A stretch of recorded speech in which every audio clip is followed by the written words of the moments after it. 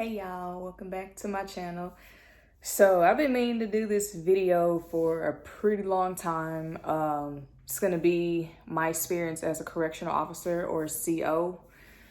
I worked at a prison for almost 2 years. I'm gonna go through everything. I have everything written down so I don't, skip anything, because I even had to think of what did I do? But yeah. So, okay, what brought me to apply as one? So, I had a previous job where checks were bouncing. I wasn't getting enough hours. So, my parents were like, you need to find another job. I was like, bet. So, one of my friends, she had told me there was a job hiring correctional officers. And I'm like, correctional officers at a prison? What? Yes. I was like, what the fuck? No, I'm not doing that. Give me like a couple days to do that.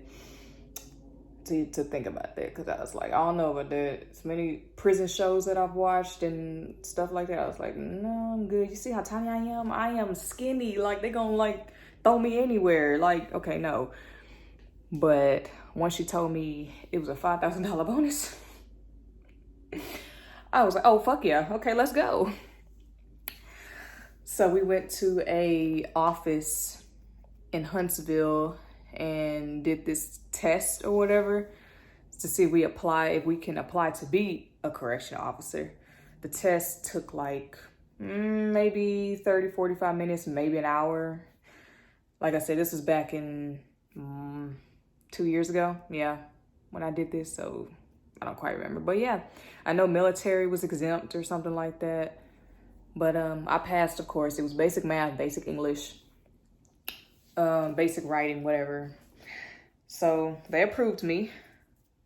And they had my academy date and everything set.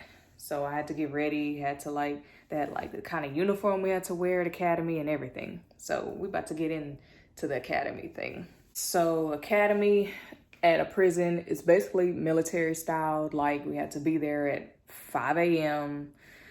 It was of course, since we're officers, they called us by our last name. So my name is Jada, but I had to go by my last name, which is Bryant. So that was caused by Brian. And then they gave us T numbers.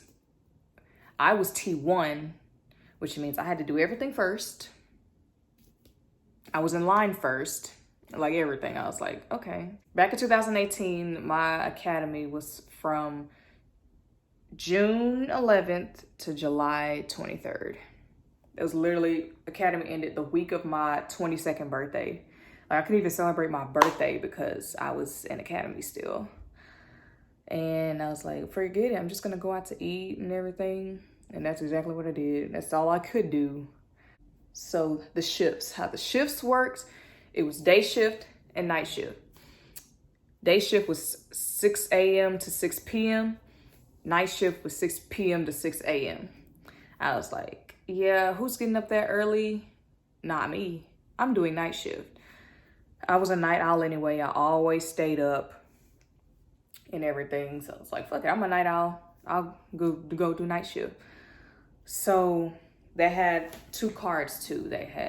Actually I have 4. They had 1-1, which is day shift 1 card, 1-2, day shift 2 card, 2-1, day shift 2 card, and 2-2, night shift 2 card. And I was 2-2.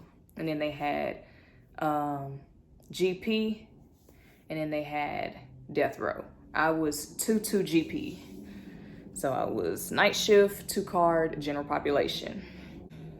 So the rules that we had a lot of strict rules. Like, our nails couldn't be over an inch long. I could see why, because we had to handle handcuffs and stuff and cell doors and everything. We couldn't have our hair past our collar. We couldn't have excessive makeup. There was a lot of stuff we couldn't do. I'm trying to think what else that they said we couldn't do. As far as I know, I think that was it. Like, our earrings, they couldn't be no bigger than this. That's all I could remember.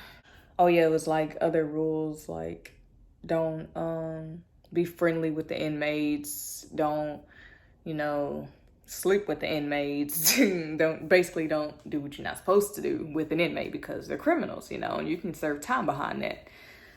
So it's like, I'm good. I ain't about to do that anyway. So being on the ship that I was on, I made a lot of friends. They're really cool. I'm still friends with all of them to this day. I haven't seen them in a while since I quit, but we still be keeping in touch on social media. There's some that's still there and everything, but a majority quit. Yeah, a lot of them did. I only see about probably 3 that's still there, 3 or 4. With our regular hours, which was 12-hour shifts, we also had overtime. So how our pay worked, it was we got paid once a month on the 1st.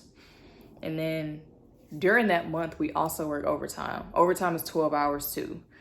So those overtime hours that you made, you wouldn't get that until the 15th of that month.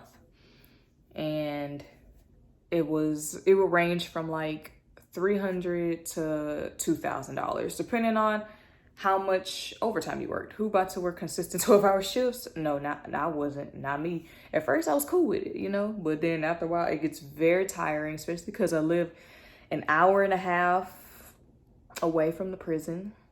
So yeah, I'm not gonna say which prison I worked at because I'm not gonna do that. But I was an hour and a half away from the prison I worked at. And so yeah, so we did have a special CO ID that we had. It was red. I don't have my ID on me. I had took it. I didn't take it. They took it, but it was a red ID. Officers had red IDs and the inmates had blue IDs, if I'm not mistaken. I don't remember. But yeah, ours was, what is that? Vertical. Ours was vertical. Yeah, I think ours was vertical and the inmates was horizontal. So it was easy to tell which was a CO ID and which was a inmate ID. Now, one pro from being a CO, we had really, really good insurance, health, dental, and vision insurance. That's one thing I do regret not having anymore since I quit, because our copay was literally only like $15. I kid you not, $15. That was like the best time. Like I could go to the doctor anytime I wanted, get anything done. The dentist stuff I had done while I was at the prison, all of that. I missed that. Miss it so much. So taking off from work, that was a process. It was like had to fill out this form. You have to fill it out like maybe weeks before the date you're supposed to go. You're supposed to take off, or they're not gonna approve it. And they have different times that you can use, like holiday time, comp time, and I believe it was, what's the other one? Comp time, and vacation time. So you would add up the hours or whatever, say how many hours you're gonna be gone, and then tell them the date you're gonna come back to work. And then if you turn it in at a certain time, they will approve you. If you try to do it last minute, they're not gonna approve you.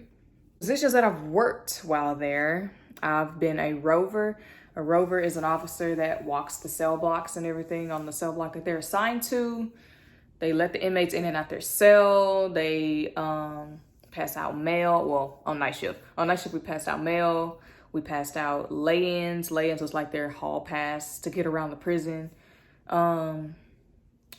We had to change the channel for them.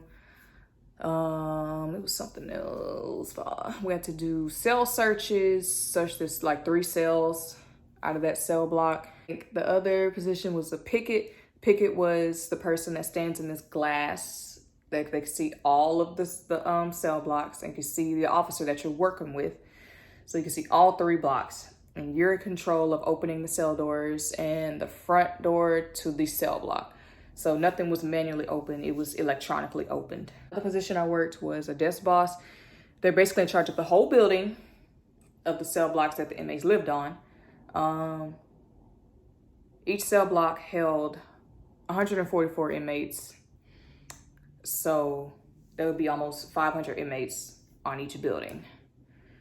So yeah, the desk boss is in charge of like keeping count of the inmates that go in and out of the building, because we had count times too. to count the inmates, you know. We don't need no missing inmate. So we counted like 6 times every shift, 6 times. I'm trying to remember the times. The times we counted was, I want to say, oh man, it's been so long since I've done this. Like, but I know it's just six times that we counted. There was also a gas picket. Gas picket was the person that sits up in this really high box when the inmates have recreation. They would sit and watch both rec yards from 2 different buildings. And they also have a gas gun and everything in case some shit pop off. You have to shoot that gas gun and everything. I'm glad I've never had to do that, but yeah. You were also an extra if you were in the gas picket. I guess the con of being an extra is that you had to relieve other officers while they went on break. Our breaks was only 30 minutes.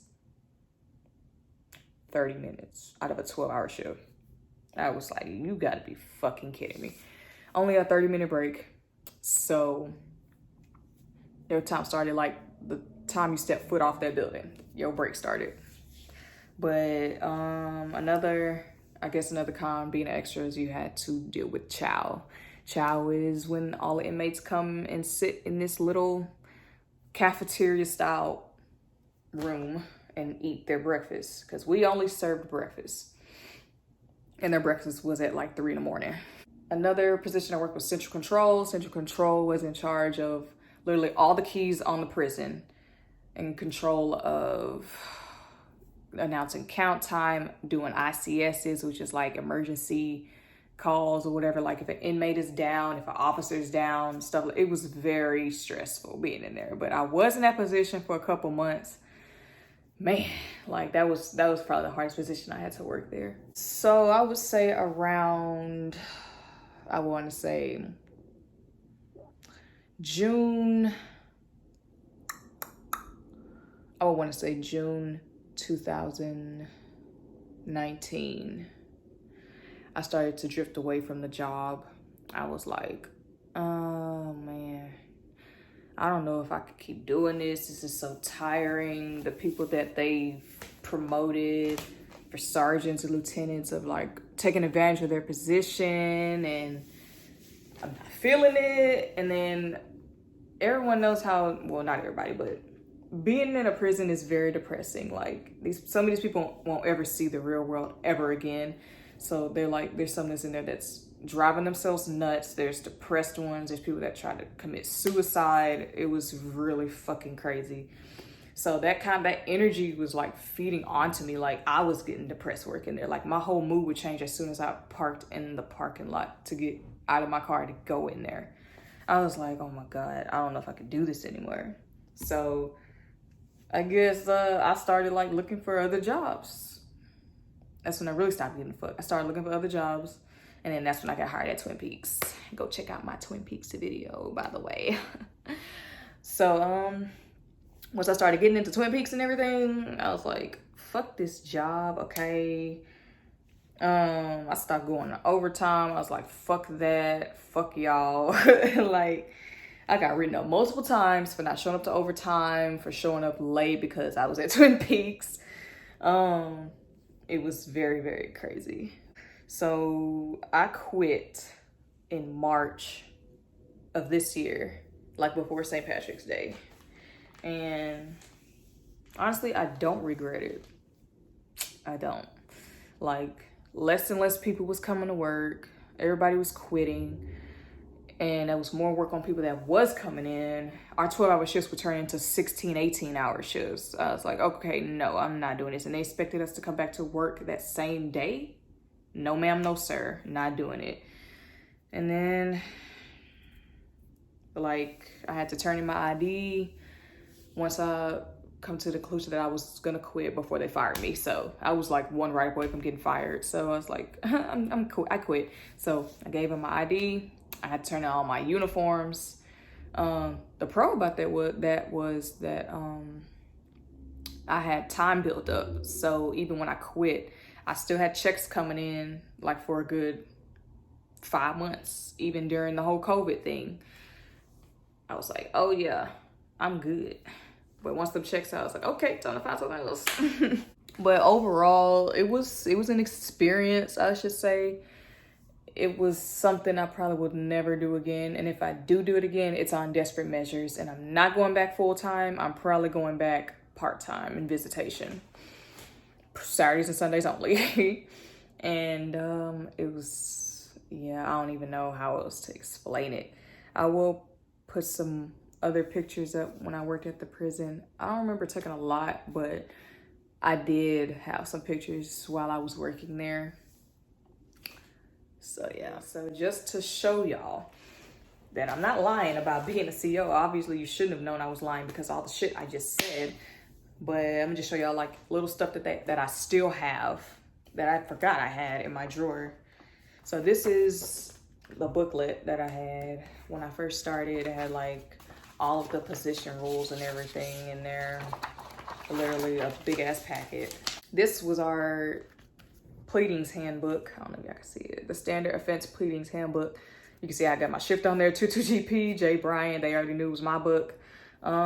This was like, we had telephones in there, not like iPhones or whatever. It was like old phones, like you have to pick up, and yeah. We had numbers on there. There's all the desk numbers to different buildings or whatever. And this is basically like, this is what we used to write up the inmates. So yes, I worked at a men's prison, so I would always have inmates jacking off on me, showing their business to me, and I would have to write them up for it. I had them call my name, call me bitches, call me hoes, call me cunts, everything. Okay, I've heard everything in the book, so nothing can really hurt me because I've heard it all through men, okay? So that prison kind of had me build a backbone, not gonna lie. This is my 2020 planner that I had. It had basically, let me see if I could show. So this is like January, back in January, I would mark off like the days. I had like W's for the days, that's my regular shift that I worked. And then I had days when I worked overtime, that we could choose our overtime. And if we didn't choose the days, they would pick them for us. So I was like, fuck that, I'm about to choose days. So that's how that was. So I have a detailed thing of how it went. So it was like, I was on 3 desks this day, February 23rd. These were my rovers and everything. So I would know who I was working with that day in case some shit come up. They'd be like, this was him, and him. They was on that, yeah. It's like, I have receipts, okay? When I was talking about how if we didn't pick our overtime, they'll pick it for us. Let's see anything on here that should cover up. No, not really. So this is what the form looked like. Like, they had forced me basically to work these days. I signed it, but I was like, I ain't fucking going. You can miss me with that. Like, mandatory overtime sheets, hell no. This was my graduating pamphlet that I had for my training academy. You can see my name on there, right there. You see it? Yeah, right there. That's my name. I was the first one, so of course my name was the first one on the list. And then, let me see. This is my certificate that I had from when I graduated. They gave it to us when I graduated, the day I graduated from academy. I kept this. I don't even know if I want to keep that anymore, but this is my other thing. We were called OJTs once we got out of academy, when we were training on the job of how to do our job, and this was a certificate that I completed the course. So yeah, that's pretty much everything. If y'all have any more questions, y'all can always ask me. I could probably tell you. If you're considering working at a prison, I would suggest probably going part-time first before going full-time, because in my opinion, the pay wasn't worth it with all the bullshit we had to go through. It really wasn't. And then we only got paid twice a month, and I was not okay with that at all. It's like one big chunk on the first, and then if you worked overtime, another chunk in the middle of the month. And no, but the pros, another one of the pros, I was able to get my car. I was able to get my own car, another car, a good, reliable car. I was able to move out of my parents' house, like my first apartment that I had, like last year before. Now I'm in because of the job I have this home that I'm in right now. But I'm currently working at 2 jobs right now. That's why I'm still able to financially support myself. But yeah, so like I said, if y'all have any more questions, you can always comment down. Subscribe, like, share. Thanks for watching, y'all. Bye.